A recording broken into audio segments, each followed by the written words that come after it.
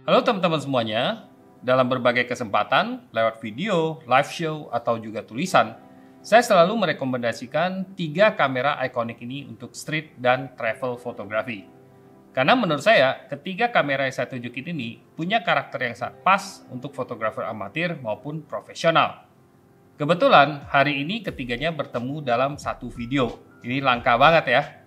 Dan meskipun generasi kamera yang saya tunjukkan tidak semuanya terbaru, tapi bentuknya mirip-mirip. Jadi bolehlah kita bandingkan. Di video ini, saya akan mengulas karakter masing-masing kamera supaya teman-teman punya gambaran yang mana yang paling cocok dengan kebutuhan dan juga kesukaan kalian masing-masing.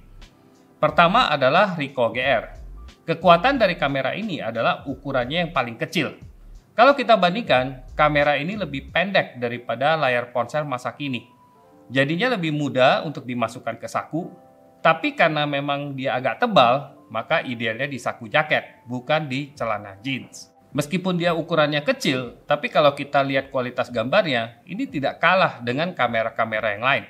Karena dia menggunakan sensor yang besar, yaitu APS-C, dengan lensa fix f2,8 yang sudah dioptimalkan secara khusus untuk kamera ini.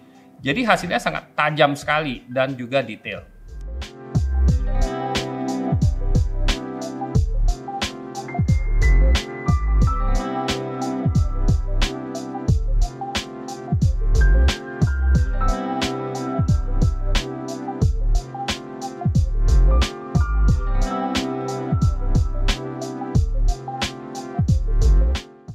Salah satu yang unik dari Ricoh GR ini adalah adanya 2 pilihan tipe lensa yang kita bisa pilih. Yang pertama, yang original, yaitu ekuivalen dengan 28 mm. Dan yang kedua adalah yang ekuivalen 40 mm. Yang ekuivalen 40 mm dinamakan GR3X. Yang saya pegang di sini adalah kebetulan GR3X. Ukuran dan desainnya itu sama persis, hanya lensanya yang berbeda. Kedua dari kamera Ricoh GR ini bisa dipasang dengan converter. Bedanya yang GR3 yang punya wide angle itu bisa pasang wide converter. Jadinya ekuivalen dengan 21 mm, sedangkan yang 40 mm bisa dipasang teleconverter, jadinya ekuivalen dengan 70 mm. Sejak versi yang ketiga, Ricoh memilih memasang image stabilizer di bodi dan menghilangkan flash yang ada di dalam kamera. Dan tombol atas bawah diganti dengan roda dial di belakang kamera. Saat video ini saya buat, image sensor 24 megapiksel dan prosesor Ricoh GR ini sudah cukup uzur. Jadi kinerjanya tidak sebaik Fujifilm X106 atau Leica Q3 yang baru diluncurkan tahun ini.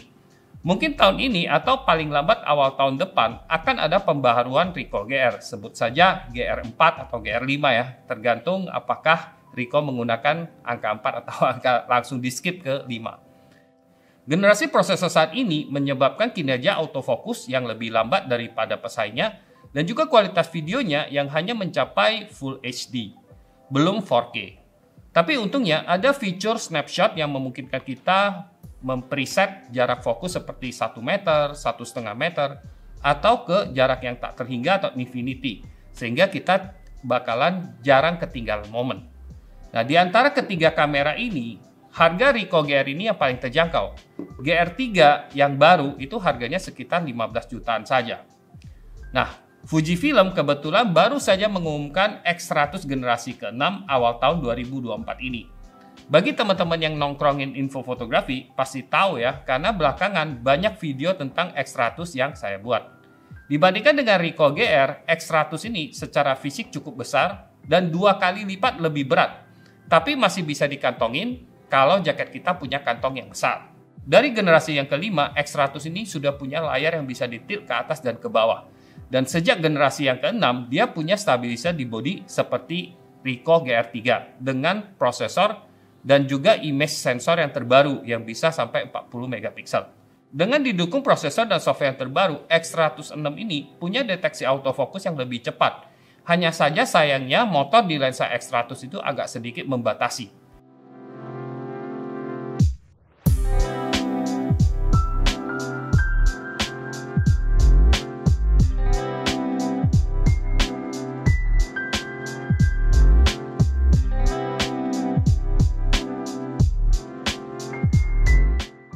Yang unik dari X100 dan tidak dimiliki oleh Ricoh maupun Leica adalah jendela bidik optik ala rangefinder yang sifatnya hybrid, bisa optik, bisa elektronik.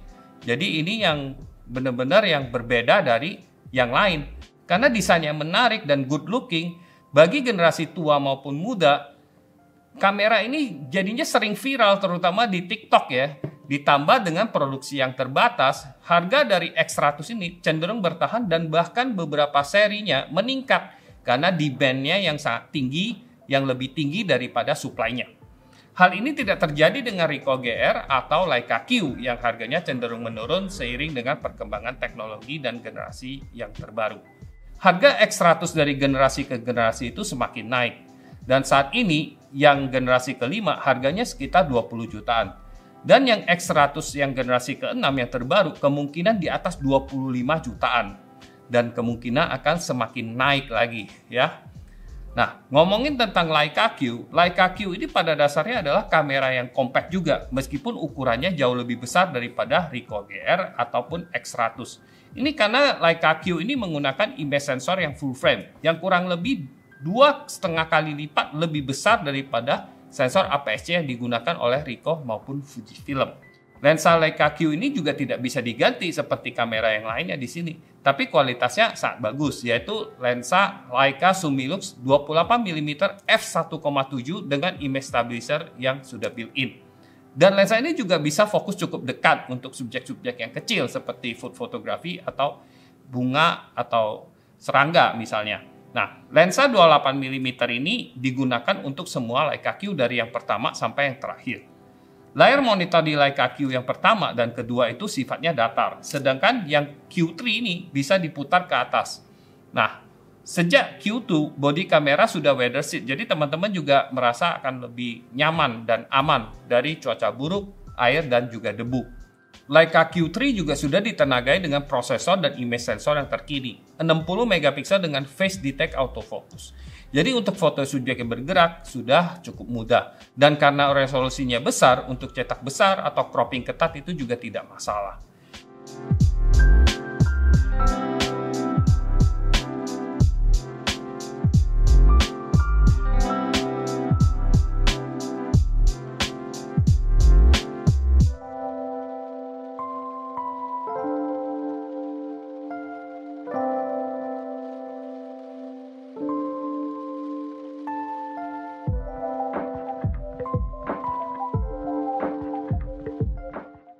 Kelemahan Leica Q3 dibandingkan dengan X100 atau Ricoh GR adalah ukurannya yang relatif lebih besar dan juga berat.